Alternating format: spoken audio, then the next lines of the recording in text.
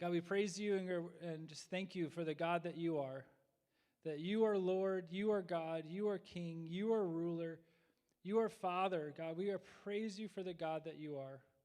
We thank you for the fact that we have life in you, joy from you, peace, purpose, identity. God, I thank you for what you're doing in our church, how you're growing and forming and caring for this community, and that we get to be part of what you're doing in this city. God, I pray that you would open our hearts and minds to what you have to say this morning. I pray that you would speak through Mark and Josie. I pray that you would be the one moving in hearts. And Spirit, you say the things that we need to hear. We just thank you so much for who you are and what you're doing. Speak to us now. In your name, amen.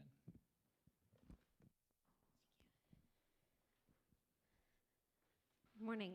We're going to look today at Genesis chapters 25 through 33. If you want to open and follow along, you can, but we just invite you to listen this morning to the story of Jacob, and maybe you'll find time later this week in your devotions to read through the story for yourself.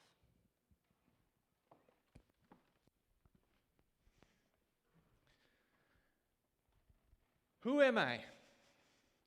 I've been called many names throughout my life.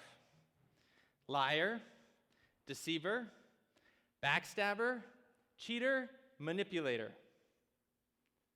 I've also been called Mama's boy, Jacob, father of many nations, Israel. Let me take you back to the beginning of the story. You see, when my brother and I were growing up, my mom often would tell us the story of how we came to be. My father, Isaac, and my mother, Rebecca, they were married 20 years before they had any children. And it wasn't until my father began praying earnestly for my mother, Rebecca, that she became pregnant. She was, of course, initially overjoyed, so excited, that she was pregnant. But after a little while, it started getting a little tighter. And after a little bit longer, it felt like there was a war happening in her womb. So she cried out to God and said, "Why is this happening to me? What is happening?" God spoke to her and said, "The sons in your womb will become two nations. One will be stronger than the other, and the older will have dominion over the younger." That's not what the prophecy was. It goes like this. The sons in your womb will become two great nations. From those great nations, from the very beginning, those two nations will be rivals. And the older son will serve the younger son. I got it wrong when I was little too, so that's okay. So as we grew up, we always heard this story, but my parents named us, they didn't name us until we came out. My older brother Esau, he came out red as could be. It was like he was wearing a thick coat of hair. He had hair all over his body, and my parents named him Esau. I came out grasping onto his heel, smooth as could be. And my brother Esau, he quickly gravitated towards a relationship with my father. He was a hunter, so he would go out and hunt wild game and bring that home, prepare it for my father, and my father loved eating it, so they became very close. I, on the other hand, I was more of, kind of stayed at home, developed a close relationship with my mom, but I also really invested myself into the family business. I learned how to become a good shepherd. So it bothered me when my brother was off all this time, wasting just out in the wilderness, hardly bringing anything back, hardly contributing anything to our family. Because since he was the firstborn, since he was born, 5 seconds ahead of me, he gets an extra 10% of all my family's wealth. My father was becoming a wealthy man. But here I was pouring myself into this business, and he wasn't doing anything. So I decided one day, I'm going to figure out a way that I can get his birthright. So he went out hunting, and I anticipated that he wouldn't be returning with anything. He hardly ever did. And I set up my tent, and he came along, and he burst into the tent, and he smelled the stew and the bread that I was baking, and he said, "Jacob, give me some of that stew." I said, okay, Esau. Hold your horses. You'll get some. But first, give me your birthright. Jacob, he's so brash. What can I do with my birthright if I'm dead? You can have it for all I care. I said, okay, fine. If I can have it, swear it to me. And he did. So I now had the birthright to our family, the extra inheritance from my father's wealth. But that was just a small portion of what was to come. You see, my family, my father, we had this blessing that was given to Abraham, my grandfather. God promised that he would make him a great nation, that his sons would be as the stars of the heaven, that he would give him a great land, and that he would bless him, and through him all the nations of the earth would be blessed. That blessing went on to Isaac, my father, and I wanted that blessing for myself. So a famine came on the land, and God spoke to my father and said, it's time to move to Gerar. So our family moved to Gerar, to where the Philistines lived. There was a king there. His name was Abimelech. And my family, we've always known how to work situations to our advantage. We know how to get things out of sticky situations that kind of benefit us in the end. So as we went into Gerar, my family, we love beautiful women. My mom was beautiful, and my father told her, he said, you're so beautiful, people here know that you're my wife. They're going to kill me so they can take you. So say that you're my wife. Or say that you're my sister. And so they did. And the king was enraged when he finally found out that my father, this person wasn't my father's sister, but was actually his wife. But he couldn't dismiss us. He couldn't send us away. Because that first year, right, I told you that we were shepherds, was that first year that we were in the land of Gerar, we planted crops, right? And when it came time for harvest, we harvested 100-fold what we had planted. Nobody else reaped as much as we did. It was evident that there was a blessing on our family. The people, the Philistines of that land, however, they began to become jealous and envious, and so we did have to move outside of the land a little bit. We had problems. People were trying to fill in our wells. We would finally, redig them again. But really, all of those things, they weren't of much consequence to me, because the biggest problem, head and shoulder above all the others, was that my father Isaac, he was getting old, and he was going blind.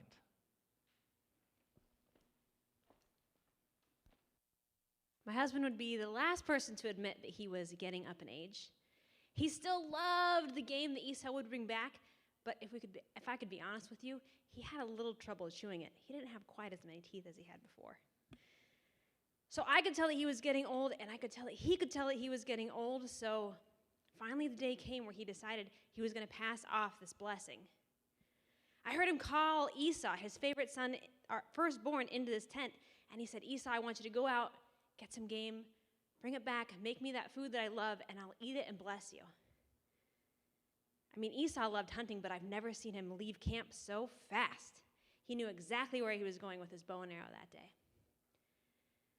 I didn't know what to do. You see, I remembered back to decades before when I had carried these two boys in my womb, and I remembered the agony and the pain, and I remembered the prophecy that Jacob's God had given me, that the older would serve the younger. So how could this be if the birthright fell to Esau and not Jacob? Clearly, God had forgotten what he said, and I needed to take matters into my own hands. So I began to plot and scheme, and I quickly called Jacob to me. We were going to deceive his father. Now, I know what you're thinking. It's probably not right of me to deceive my husband. That's probably not win me any categories for wife of the year or anything. But to be fair, he tried to pass me off as his sister earlier, so this is just how we did things. This is how our family operated. So I called Jacob to my tent, and I said, Jacob, I need you to go out, bring back 2 goats. We're going to cook the food, and we're going to get the blessing for you. At first, Jacob was afraid. He didn't know what to do. He said, Mom, my father, he might be going blind and getting old, but he's not stupid. If he finds out, he's not going to bless me. He's going to curse me. I said, don't worry. We have to act fast. If he curses you, I'll take it upon my head. Don't worry, but we need to move. So he went out to the field and he brought back 2 young goats, and we quickly butchered those 2 animals and began making the food for the day. And then I sent Jacob to Esau's tent. I said, you need to get his finest robe and bring it back. So just as the food was finishing on the stove, we dressed Jacob in Esau's clothes, and then I took the sheep's skin from the freshly butchered goats, and we covered his arms and the back of his neck. See, this way he would feel like his brother too if Isaac got too close. So he arranged the food and put it on a tray, and Jacob took it to Isaac's tent. I followed, and then I stopped at the entrance, and I crouched at the door just so I could see in and see what was happening. He set down the food, and he said, Father, here I am. A little timid, if you ask me. My husband asked, he said, who are you?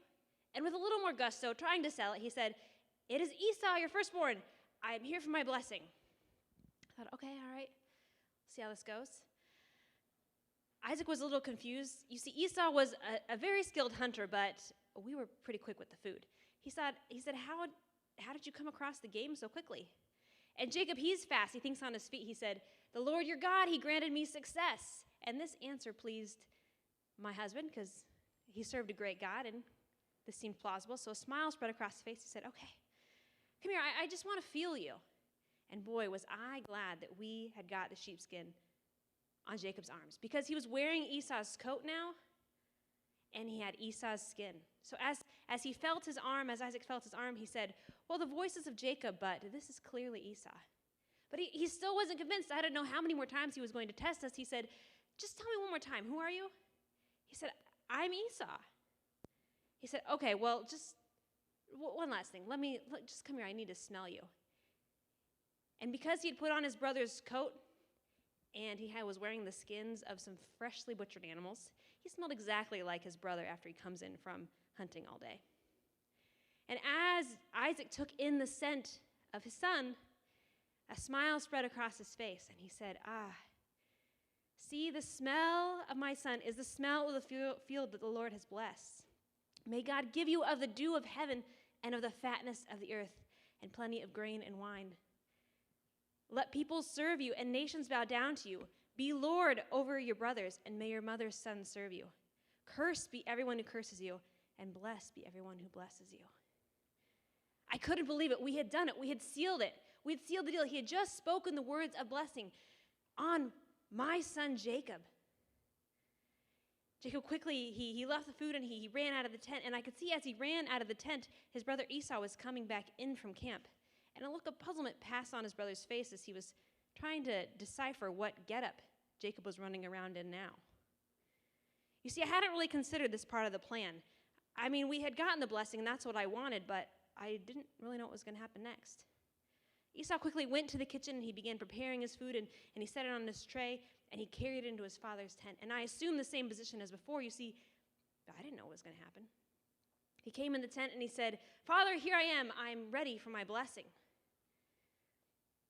Confusion and befuddlement painted my husband's face. He said, you were already here. I just blessed you. He said, no, Father, I was out hunting game. I have cooked it now, and I'm here for my blessing. He said, no, I've just blessed you. Finally, Esau put 2 and 2 together. He realized Jacob's costume and what had just happened. He said, Father, no. That was Jacob, that deceitful little brother who's so rightfully named. Esau, your firstborn, I'm here now for my blessing. Tears began streaming down my husband's face. He said, I cannot bless you. I've already given the blessing away. Your brother has taken what was yours. Esau was enraged. That's an understatement. He was full of fury and anger. He said, Father, is there not one blessing you've saved for me? Is there nothing left? He said, I'm so sorry, my son. This is the only blessing I can give you. All I can say is, away from the dew of heaven and fatness of the earth shall your dwelling place be. You shall serve your brother. You will live by the sword. But when you grow weary of your brother, you will break his yoke from your neck. Esau was enraged. He was mad at me for helping Jacob. He was mad at Jacob for deceiving his father, and he was mad at his father for being so easily deceived. He wouldn't speak to any of us. I learned from the servants that he was so angry with his brother that he was plotting with ways to take his life. He was plotting to kill him. So I called Jacob to myself and I said, you can't stay here anymore. This isn't safe. Your brother will surely kill you. I said, you need to go to the land that I am from, to Paddan Aram, to stay with your uncle Laban. And there you'll find refuge and hopefully some work, and hopefully I'll see you again. Isaac did the same thing. He called Jacob to himself, and he told him to go to the land of to Laban's land, the land that I was from. And he said, hopefully among Laban's people you'll find yourself a wife. And when it is safe, when your brother's anger has finally cooled off, I will send a messenger and tell you it's safe for you to come home. You see, the story is often told many times of Jacob's deceit, but I played a big role that day. I helped my son deceive my husband. And though we got what we wanted in the end, I didn't think this would be the day that I would lose one son, the son I loved the most, because I had to send him away. And I didn't think it would be the day that I would lose my other son to fury and anger. You see, Esau's anger continued to fester and grow. He was so mad at me and my husband that he took for himself wives, not from among my people as was customary, as was appropriate, but he took for himself wives from among the Hittite, the local women. And those women, they did not worship our God, and they made the rest of my days bitter and miserable. I got out of there as fast as I can. I told you Esau, he was a skilled hunter. He may not have always brought stuff back, but he knew how to track down animals, and he knew how to kill them. He could easily kill me. So I took off out of there. Finally, I was so exhausted. I reached somewhere where I could sleep for the night, and I took a rock, and I set it down, and I made that my pillow, and I curled up, and I laid my head on it. And that night I had a dream from heaven, reaching from the earth, stretching all the way up to heaven. There was a stairway, a ladder, and the Lord was there, and his angels were going up and down it. It's as if they were going throughout the earth, doing his bidding, coming back and reporting to him what was happening. And then God spoke to me. He said, I am the God of Abraham, your father, the God of Isaac. The ground on which you are lying, I'm giving you and your descendants. Your descendants will become as numerous as the sands of the sea. They will spread out to the east and to the west and to the north and to the south. And through you and through your descendants will all the families of the earth be blessed. What's more, I'm with you. And I will bring you back here. And I will not leave you until I have done everything that I have promised you. I woke up from this dream. I never had a dream like this before. I'd heard about my father's God, and I couldn't believe it. We had deceived my father, but were we actually deceiving God? So I took this memorial pillar, the rock that I had been sleeping on, I set it up in the form of this memorial, and I took some of the olive oil that I had been using to make bread, and it was I poured it over the top, and I prayed to God, and I said, truly, if you do all these things that you say you will, then you'll be my God. And if you bless me as much as you say you will, I'll give you a tenth of it back. From there, I set off. You see, I still had 450 miles to go before I reached Paddan Aram. And so weeks later, I finally arrived at this well, and I had reached what I had known as the land of the east. And when I made it to this well, there were shepherd boys sitting around there, and I said, where am I? Have I reached Haran? Is this nearby Paddan Aram? They said, yes, it is. I couldn't believe it. I had finally made it. Maybe they knew Laban, my uncle.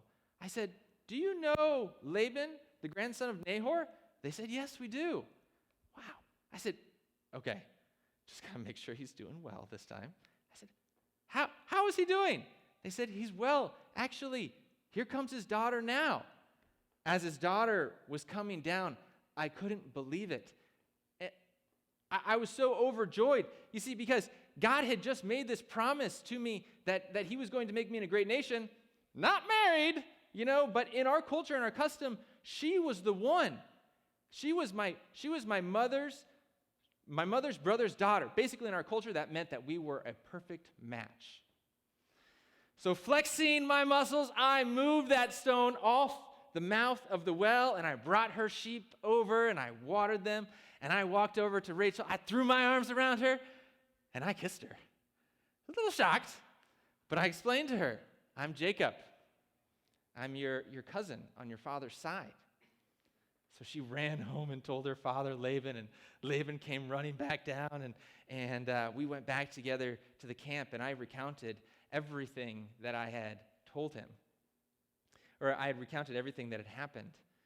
And he looked at me with this weird smile on his face when he said, truly, you are bone of my bone and flesh of my flesh.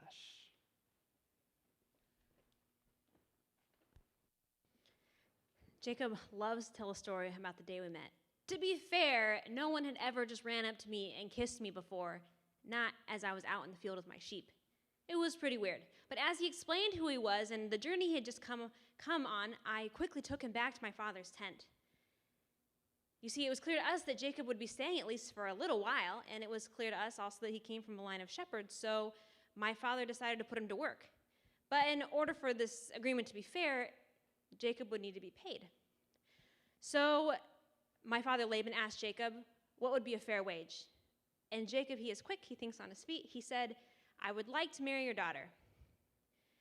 My father's also quick, he thinks on his feet. He said, okay, you can marry her, but you have to work for me for 7 years. Jacob said, done.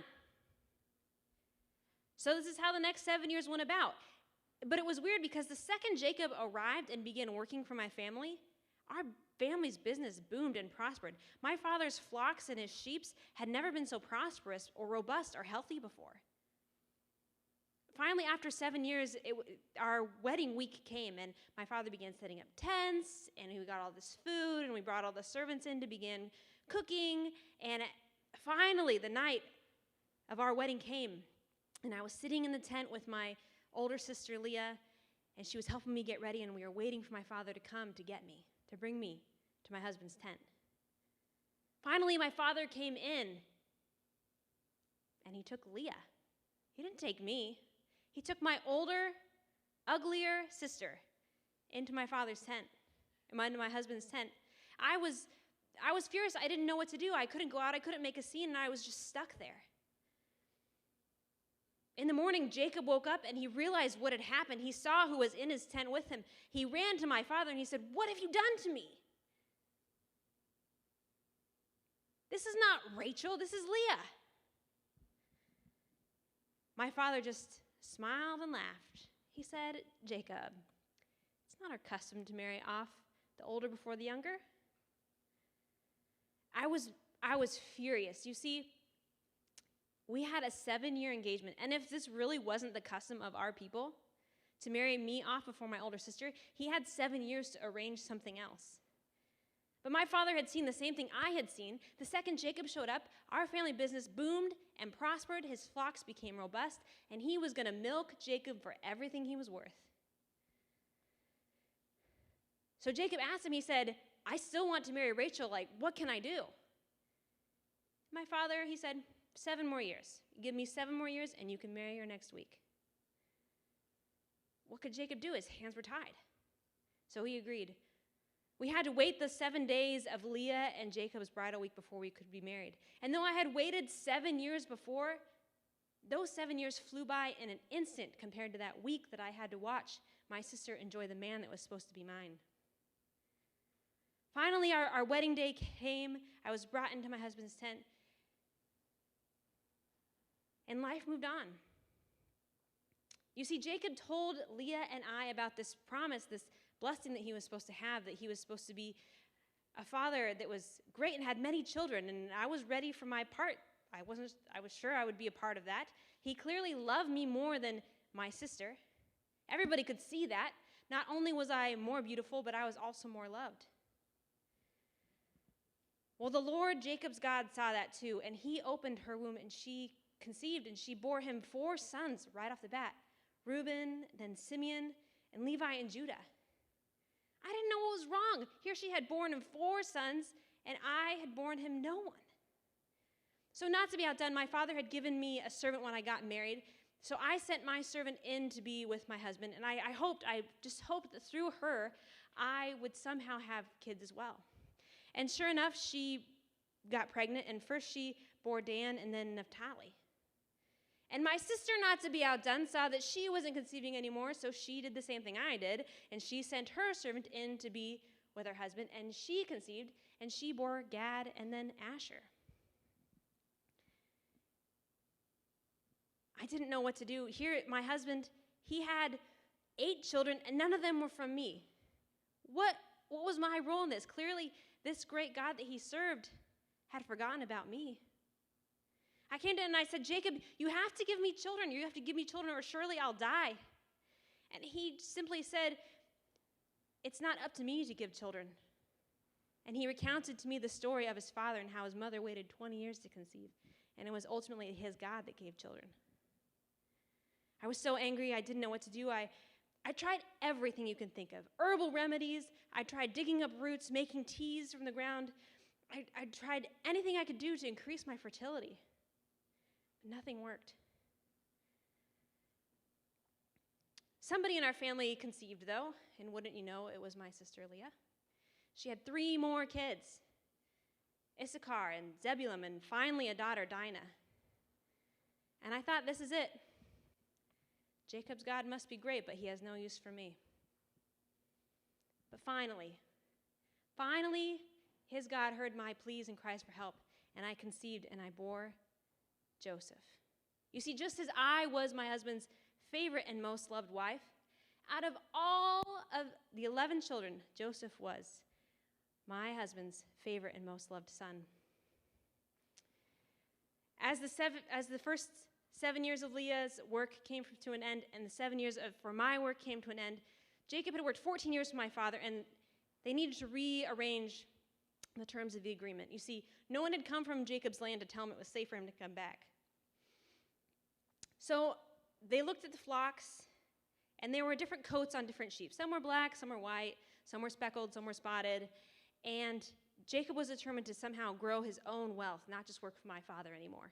So they struck an agreement arranging the sheep based on how they looked as to whose would be whom's. My father tried to move like his really strong and robust portions of his flock away to be separated from Jacob's and also the more feeble sheep. He didn't want them crossbreeding and somehow contributing to Jacob's wealth. And Jacob would go out in the field and he'd be with the sheep and the goats, and he'd be doing different things, stripping bark off trees and putting them in the troughs where they drank water, or setting them in front of them as they mated, trying these different magical things to try to get his flock to grow. And I don't really understand what he did, but it was amazing. Even though Jacob and Laban both tried to plot and scheme to make their flocks greater and stronger, Jacob's became much, much stronger. And my father's, it still grew, but his flock was full of feeble and weak little sheeplings. Nothing you'd ever want. I wasn't the only one that noticed it. You see, my brothers noticed it too. They noticed that Jacob's wealth was increasing and the family wealth was hurting. They became angry and envious, and they began to grumble and whine. So one day, Jacob called me and my sister Leah out into the fields, and we had a little family meeting. He began to tell us, he said, that he had a dream from his God had sent him this dream. And in this dream, God had told him that it was time for him to go back to his land, back to Canaan. I didn't think this was a good idea. You see, I had heard the stories. I knew about his brother. This didn't seem like a good idea to me. But then he told me, he said, and furthermore, in this dream, God showed me, he said, I have seen every time your father-in-law has tried to change the deal of your arrangement, how he's tried to take advantage over you. And I've seen the things you've tried to do to manipulate situations, but I want you to know that I saw each time, and it was me. I caused your sheep, your flock, your wealth to prosper. I was shocked. I had seen how much both Jacob and Laban had worked to try to get the upper hand, get the advantage, but suddenly it was clear to me that it was Jacob's God that had done all of this. So Jacob asked Leah and I if we would go with him to Canaan. And in like the rarest moment of sibling peace, my sister and I both agreed to go with him. So we began to make preparations. We began to get ready. We began to pack up our things, our servants and our children and our flocks, our camels, our donkeys, and we waited. We waited until it would be safe, a day that my father would be a few days away. He was 3 days away shearing his flocks, and Jacob said, "It's time. We must go now." So in the dead of night, we began to flee. We moved as fast as we could, as fast as you can, with large flocks, 11 children, several wives. I thought we were moving at an okay pace. It took my father 7 days to catch up to us. And when he finally arrived, he burst into camp, yelling insults and disrespecting my husband. He said, "What have you done to me that you have, what was it so bad staying with me? Was it so terrible that I treat you so poorly that you have stolen my daughters, taken my grandchildren, and my idols from me?" Jacob said, "There's nothing here that isn't mine that I haven't worked for. I worked for your daughters for 14 years. And after that, the flocks, the servants, everything I own here is yours. And as for these idols that you're talking about, you can look around, but I didn't take them. And if you find them, we'll just kill whoever's with them." You see, I hadn't really told Jacob this, but as we were preparing to flee, I grabbed some of my father's idols.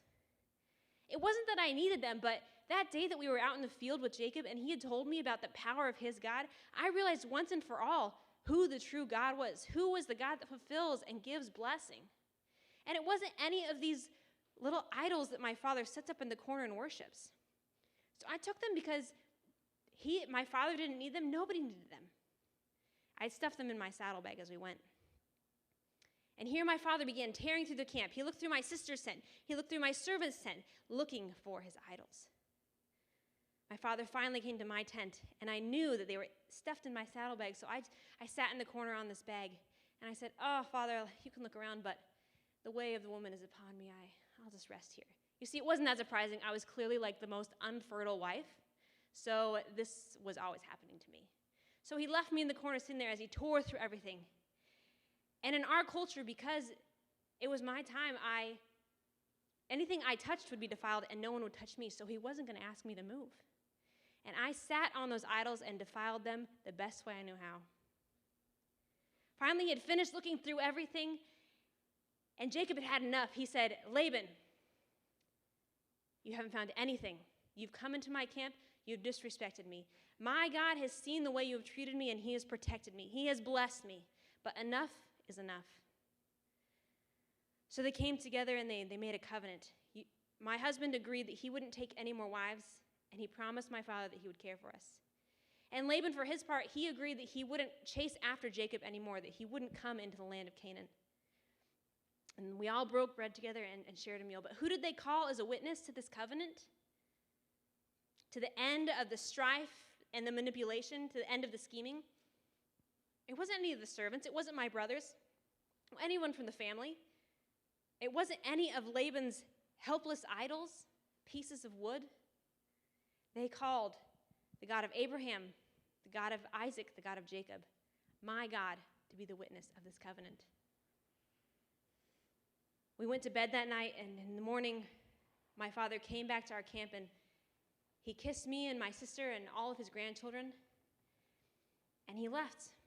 And that was the last time I ever saw my father as I entered into the land of Canaan, where Esau was. Good riddance to that guy, right? Laban, man. If you have a father-in-law, I hope it is not the same as the relationship that I had with that guy. But now I had to put my mind ahead, right? So we're going into the land of Canaan.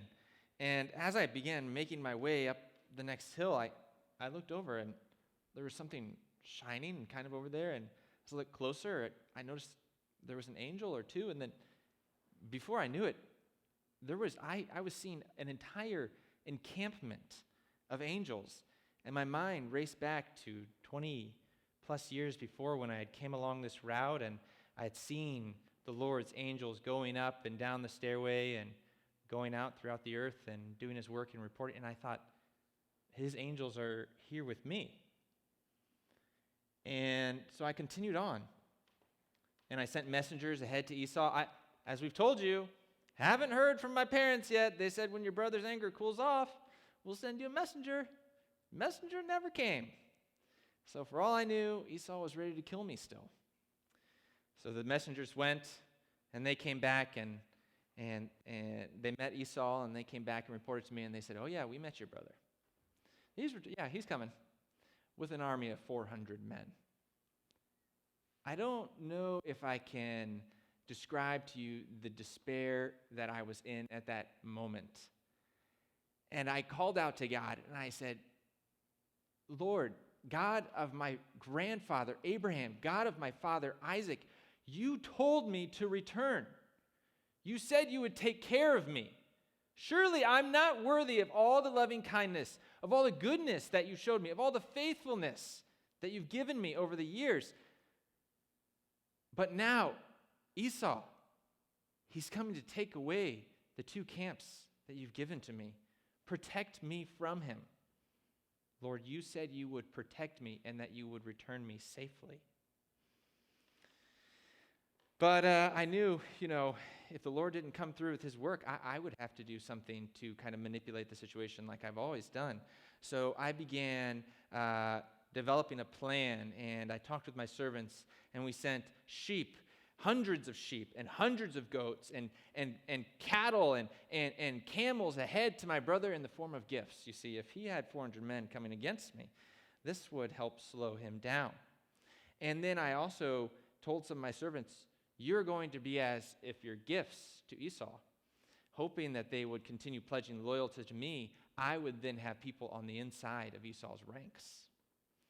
And then I thought, my family, I have to take care of them. So I divided them into 2 different camps, thinking, okay, if one of these camps, is able to get slaughtered, maybe the other one will make it away. So Leah and her servant and her children were in one camp, and Rachel and her servant and her children were in the other. And I took them across the river, and it began to occur to me, he's coming against me with an army. What can these plans do? Suddenly a man grabbed me, and we began wrestling all night long. For a while, I had the advantage. Then he would have the advantage, and we went back and forth like that all night long. And then dawn began to break, and he said, let me go. He touched my hip, and it wrenched from its socket. Searing pain shot down my leg, but I held on. He said, let me go. And I said, not until you bless me. See, I had been searching, striving, grasping for blessing all of my life. I needed blessing. He asked me, what's your name? Then I had a deeper realization. My parents named me very well. I'd been striving after blessing, doing whatever I had to do to manipulate the situation so that things worked out in my favor. I had been kind of relying on the Lord, but really it was half-hearted obedience. And when he asked me, what is your name? I realized I would have to admit that. I'm the backstabber. I'm the cheater. I'm the thief. And I said, I'm Jacob. Then the Lord responded, no longer shall your name be Jacob. Your name will be Israel, meaning God fights. For you have fought with men and with God and have prevailed. I limped back across the camp after he left, and I came to and saw the 2 camps that I had put aside, and I thought, that's it. You know what? I've lived this way too long. Either God was going to provide for me and protect me, or he wasn't. So I put them all in back into one, and all my family into a line with my servant wives behind me, and then Leah and her children, and Rachel and her children in the back. And then I began seeing Esau come towards me, and I bowed down 7 times before him. And on the 7th time, I stood up, and he was right in front of me, and he grabbed me, and he embraced me, and then he began crying on my shoulder. I was overcome. Then he asked me, he said, Jacob, who are all these children? Who is this massive camp of people? I said, brother, the Lord my God has surely been good to me and blessed me. This is my family. And he said, well, what about all of the animals, the herds, the flocks? Your servants were saying these were mine now. And I said, they are. Truly, God has blessed me, and these are for you. He said, I don't need those things. I'm doing well myself.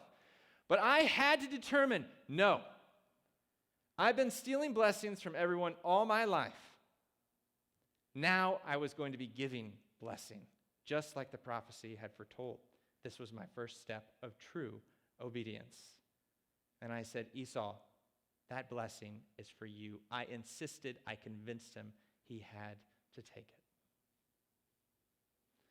So that is the story of Jacob. Well, at least the first part of it.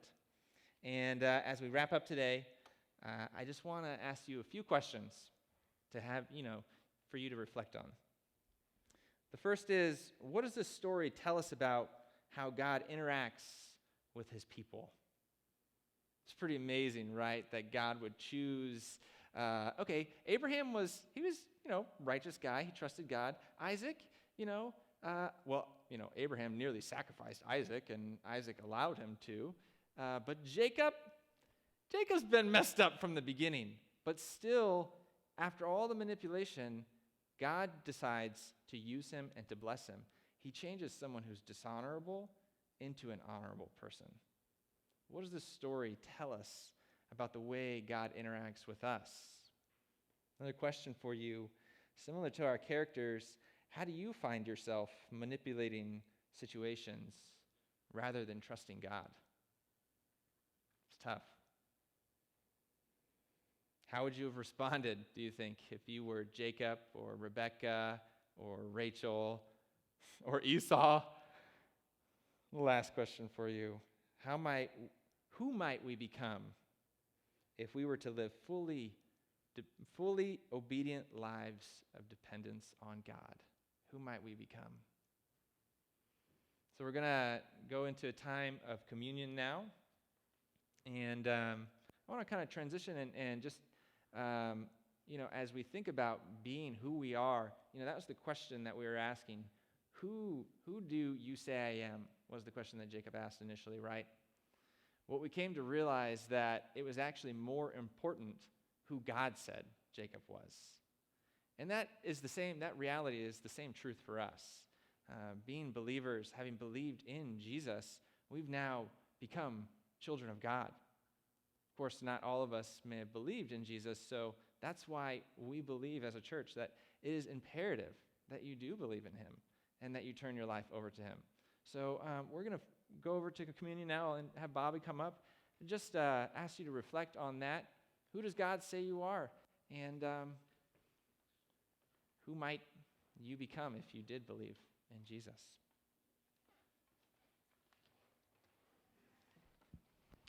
The last part of Jacob's story is appreciate how Mark framed that. The idea of him realizing being able to acknowledge before God being a deceiver. Here's the ways that I've not been who I should have been. Here's the ways I've tried to do this on my own, in my own efforts, on my own abilities, rather than trusting God, rather than identifying with who God says he is. And the beautiful picture of the gospel is how much Jesus loves you and how much he has done so that you could have life with him, that you could have life with the Father. And the reality is that we have to acknowledge all the ways that we try to make life on our own, how we try to seek after fullness and how we try to seek after acceptance, how we try to seek after stuff, how we try to seek after love or relationships or whatever those things are to take care of what's in our hearts. But when in reality, it's only God that can give us what our hearts are longing for. He's the only one that can give us life. He's the only one that can make us whole. He's the only one that can give us healing. We experience the brokenness which sin causes, and we do everything we can to try to take care of that. But it's only God who can get to the root of our issue, to bring forgiveness, to then bring healing and restoration to the brokenness. And so as we go into communion right now, if you've never put your faith in Jesus, if you've never trusted in who he is, his work on the cross, to take your sin upon himself so that his righteousness could be put on you, to where you could have new life of him. If you've never trusted him, then you don't need to do communion. Communion is not for you. Communion is for those who have begun that relationship with God, to remember who he is and who we are in him. What you need to do is take this time to bring yourself before God. Can you call yourself a child of God? And being a child of God isn't based on what your parents believe or what you've done or how good of a person you are or how better you might be than somebody else. Being a child of God is, I trust that Jesus is the way that I have a relationship with God. Jesus' death on the cross is what forgives me of my sin. His raising from the dead is what gives me new life. I am trusting him for life and him alone. If you've never done that in your life, then you are not a child of God, and you need to do that today. If that is something that you've done, if there's a point in your life where you've said, I am giving my life to Jesus, I have given my life to Jesus, then this is a time to remember who we are and how that came to be. And so as we always do when we do communion, we're just going to take a moment to prayerfully be before the Lord.